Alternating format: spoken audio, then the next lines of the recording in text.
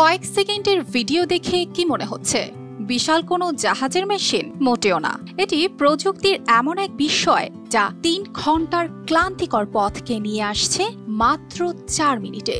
দানব সাইজের এই মেশিনটি বিশাল আকৃতির একটি লিফট, যা নিচু একটি খাল থেকে ১১৫ ফুট উচ্চতার আরেকটি খালে বিশাল বড় নৌযানকে স্থানান্তর করে। বলা চলে নৌযানকে এই লিফট আকাশপথে ভাসিয়ে নিয়ে যায়।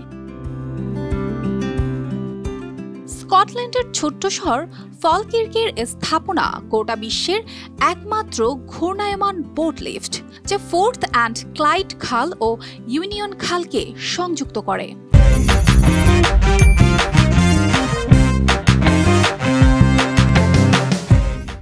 আগে ১১৫ ফুট উচ্চতায় এই নৌযানকে উঠাতে ব্যবহার হতো ১১টি লক গেট।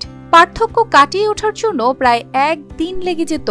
খুলতে হতো ৪৪টি গেট।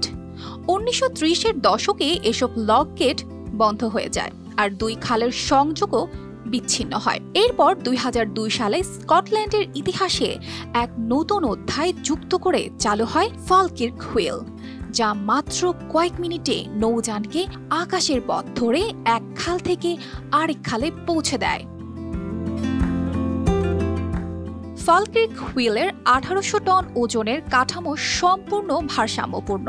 একটি গন্ডোলা যখন নিচে নামে, অন্যটি ঠিক তখনই ওপরে ওঠে। এর ২ প্রান্তে ২টি গন্ডোলা ব্যবহার করে কাজ করে, যেখানে পানির ভারসাম্য সবসময় সমান থাকে।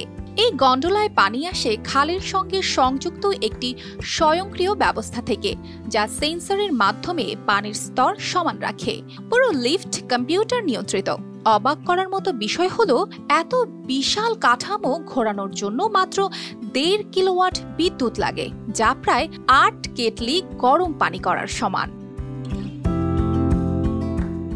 সেল্টিক কুঠারের মতো নকশা, তিমির পাঁজরের মতো আকৃতি, এর প্রতিটি অংশ যেন শিল্পের কথা বলে। প্রতি বছর প্রায় ৫ লাখ পর্যটক এই হুইল লিফট দেখতে যান।